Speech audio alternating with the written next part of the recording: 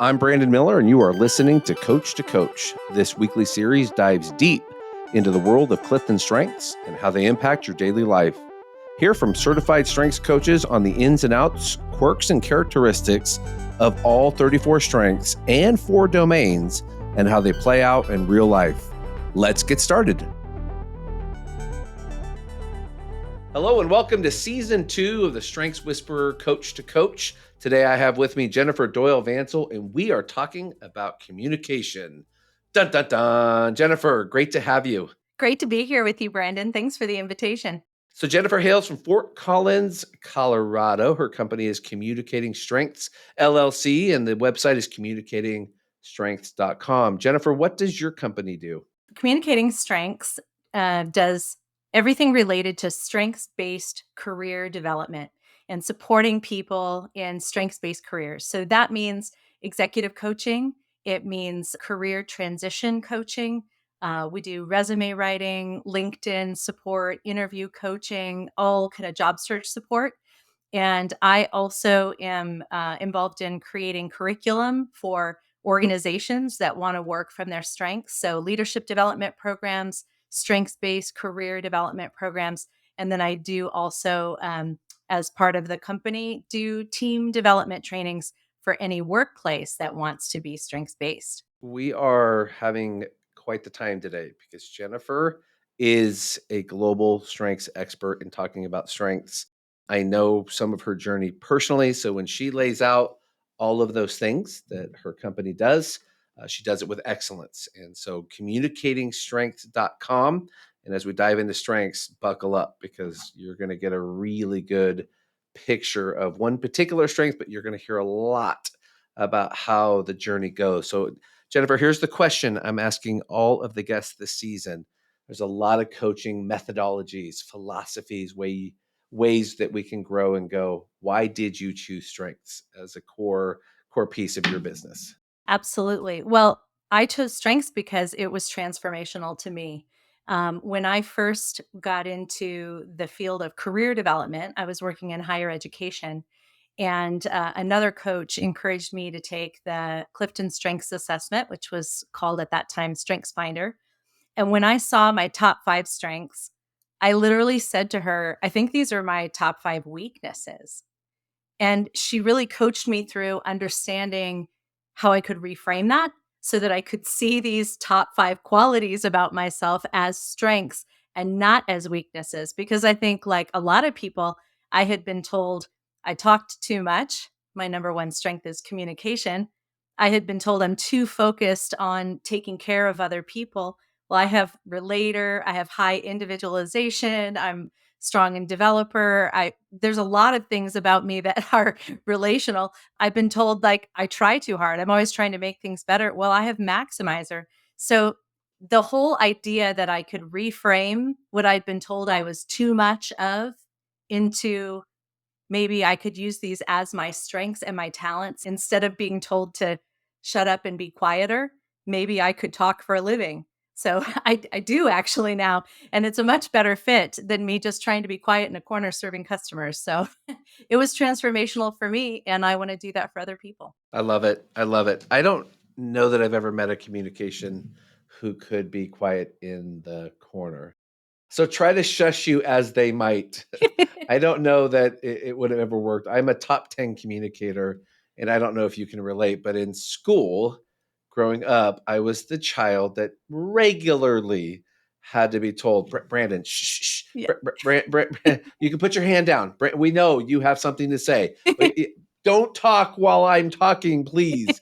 And so maybe you relate to a little of that, but there's a story to tell. There's something to share.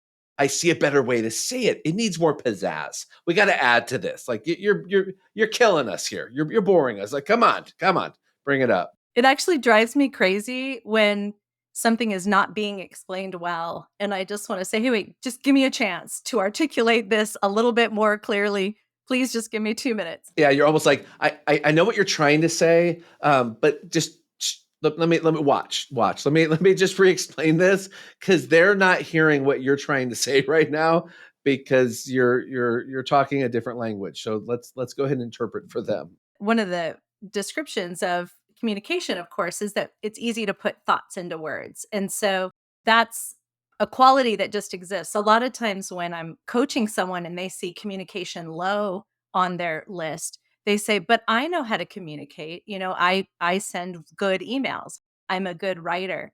But I usually explain to them, "But are you compelled to communicate? Like, can you not stop yourself from communicating?" Because I actually have to take myself out of Facebook groups, because if anyone asks a random question that I might know the answer to, I'm gonna try to give them the information. I'm so compelled to communicate. If you text me, I'll probably text you back in 20 seconds if I can.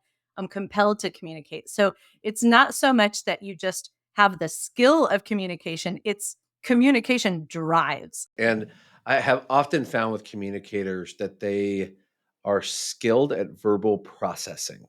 So when they can see what they say, they seem to know what they think.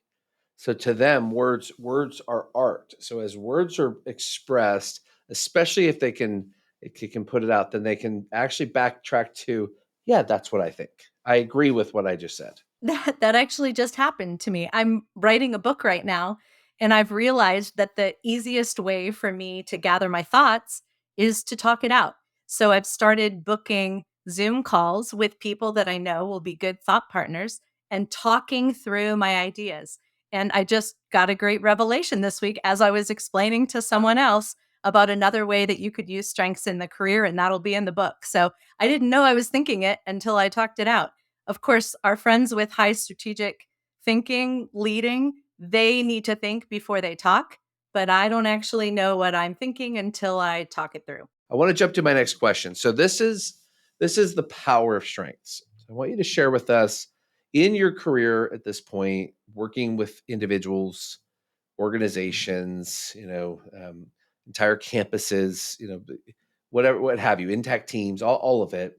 When you think about a transformational story, so a time when you were the point of intervention. So you came in and you did what you do, and then you could see the same change that you were describing with your own transformation. Can you share a story of transformation with us? What comes to mind is I was doing some training at a university and talking with them about how to integrate strengths into the career coaching that they were doing in the career center. And I was explaining the idea that we tend to encourage other people to do strategies that work for us. So, as a person with communication, relator, connectedness, I actually think the whole world runs on networking because that is what works for me. So, when I'm helping someone in their career, I tend to do that. So, I was explaining this at the university, and a young woman said, "Well, I have achiever and discipline, and so I give people checklists." So, well, that makes perfect sense. But if you give me a checklist, I am not gonna do your checklist. And she said, "Well, if you tell me to talk to those 7 people, I'm gonna be afraid to talk to them." And so it was really interesting as I'm explaining what works for me and challenging them on what works for them, light bulbs went off throughout the room.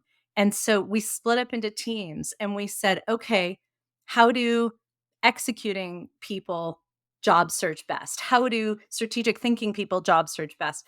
How do influencing people job search best? And how do relational people job search best? And it was as I was telling my story that the light bulbs went off, and then I was able to help everyone in the room articulate what would be the best practices.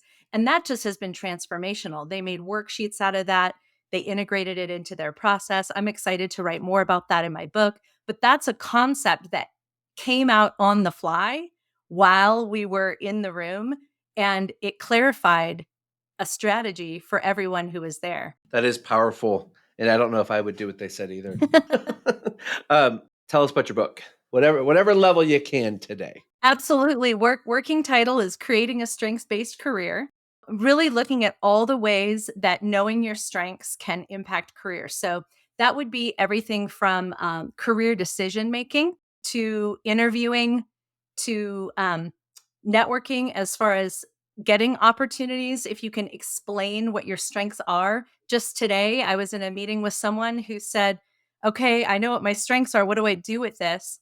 And I said, "Well, when you talk to that representative at the company and you explain the talents that you're bringing, you can ask them what kind of role here would be a good fit." And that was very clarifying for him. We use it in resume writing, LinkedIn profile writing, cover letters. We can tell stories based on strengths. So I'm really excited to write more about that.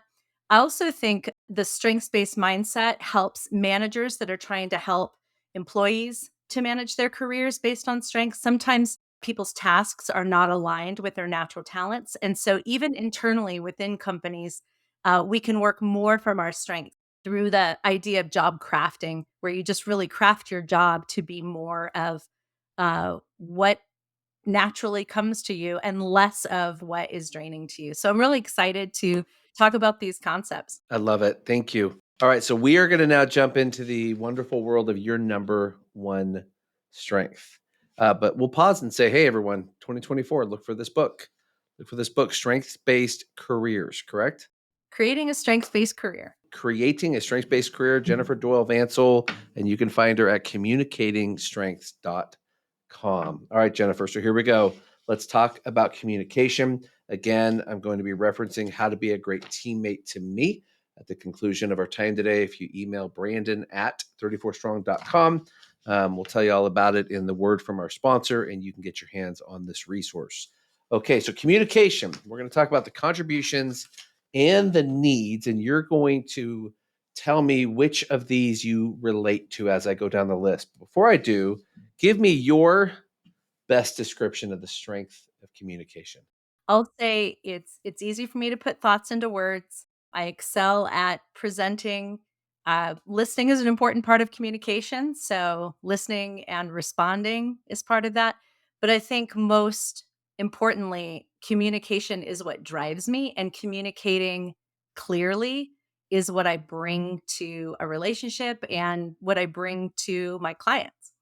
At least I hope so. I mean, it's kind of vulnerable to say that in a situation in which you are communicating. When I say that in front of a room, I'm like, hopefully I'm communicating well.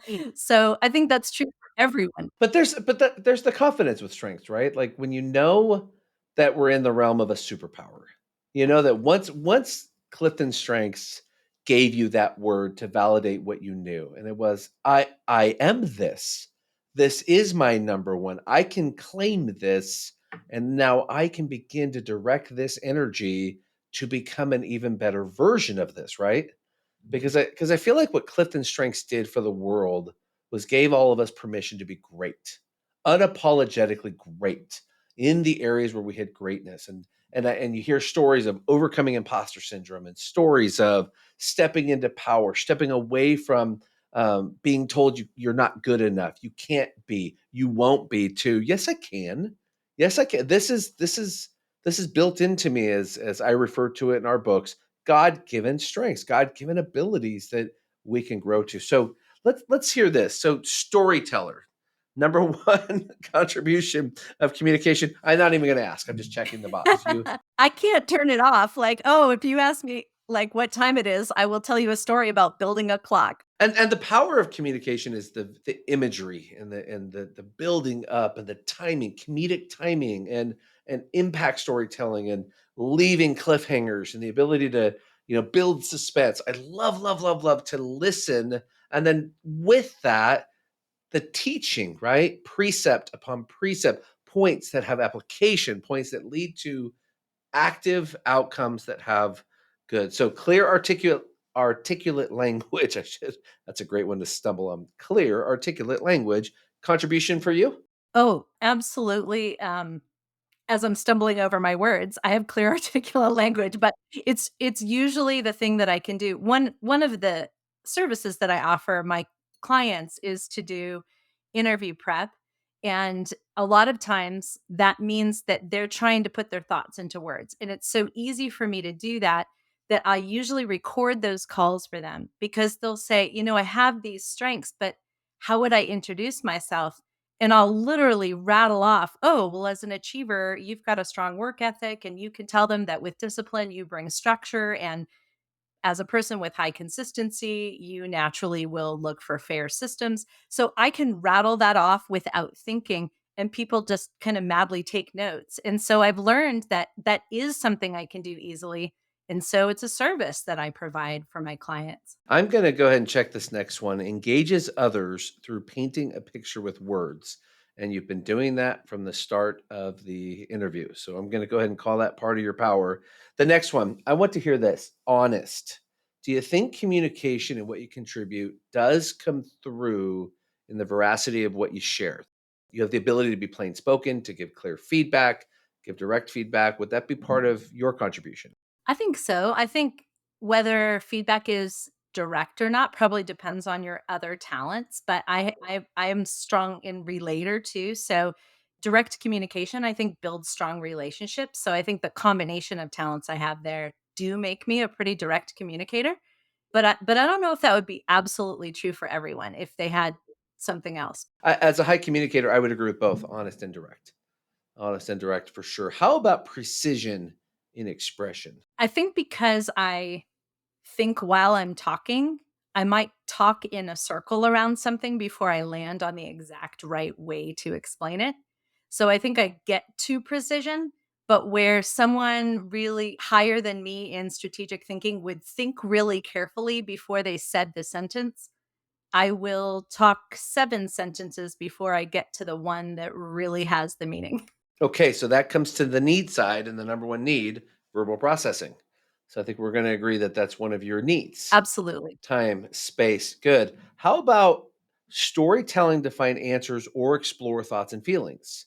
So using stories, using fables and ways to help get to the outcome through that imagery. Absolutely. I love all kinds of stories. I like to read, I like to watch movies, I like to read people's stories, I like biographies, I like to hear people's stories. One of the most fun things as a career coach and an executive coach is that I get to hear people's stories. And I love to hear it.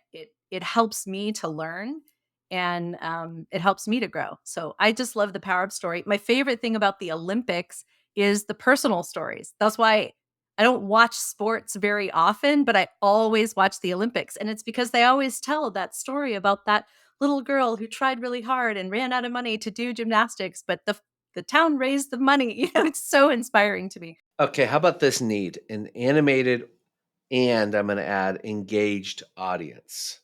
So an engaged audience, is that a need?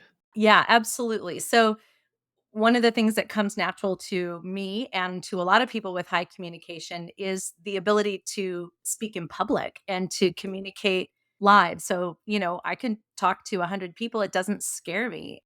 It's something that comes naturally to me and it's something that's fairly easy. Now, as a relator, sometimes I like a smaller audience, but I also have woo, so I can have a big audience. So, yeah, absolutely. It's easy to me and it's really fun to me. I do prefer when I can ask the audience questions. So, it's actually a little easier for me to do training than keynote speaking unless the people are close enough that I can ask a couple questions and someone in the audience can respond. So, I'm getting better at the speaking without feedback. That's a funny thing that I've learned, but most of the time in trainings, it's very interactive, and I love that. Engaged audience is my preference. Do you have a need, whether this is personal or professional, to talk out problems with honesty? So if you verbal process, do you need to talk it out? So we're having some kind of tension between us. Let's talk it out. Some Mhm. people like to go to their corners. Others Always. got to talk. Okay, I thought as much. So talk it out. Let's put it on the table. Let's deal with what's here. I love Brené Brown's phrase, which is the story I'm telling myself. I use that pretty often. "Hey, this thing happened. The story I'm telling myself is that it means this. Can you tell me what it actually means?" I always address problems by talking them out. Do you need feedback? Is that a need for you? Need feedback, need it to be direct, need to just tell me like it is kind of thing? Yeah, I need feedback. I also, I have positivity, so I need encouragement. So I think that plays in as well. I'm a good keynote speaker, but one of the things that's hard about keynote speaking is you walk out of the room in silence and the audience walks out a different room. And that's always a hard moment for me because I really want someone to say, "Hey, good job. That came across really well." And that sometimes doesn't happen in those really public speeches. Whereas in a training, people will stay after and chat and talk, and it's a little bit more personal. So I really like it. When I do coaching, I always send my clients a follow up that I say, "What were your takeaways?" And even if they didn't get what they needed, I know so that I can address it right away. That communication is really important to me. But usually they're saying, hey, these were my top 3 takeaways, and here's what I'm going to take action on.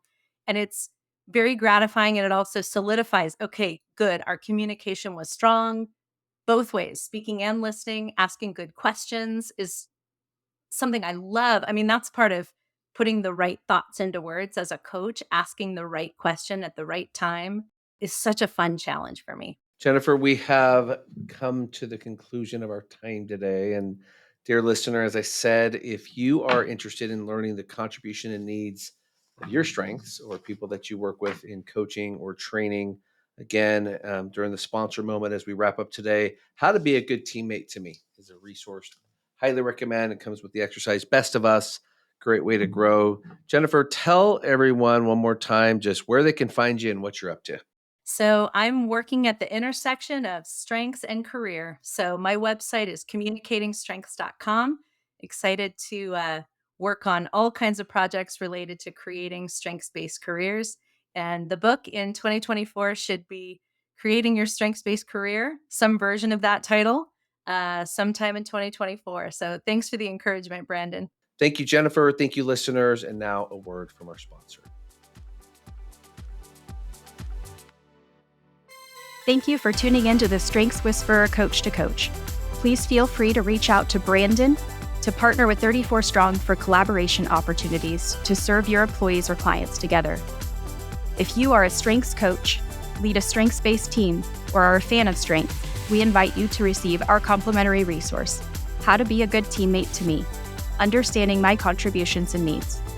Email Brandon_Miller at 34strong.com to connect, and he will gladly share this resource that will continue to unlock the power of strength.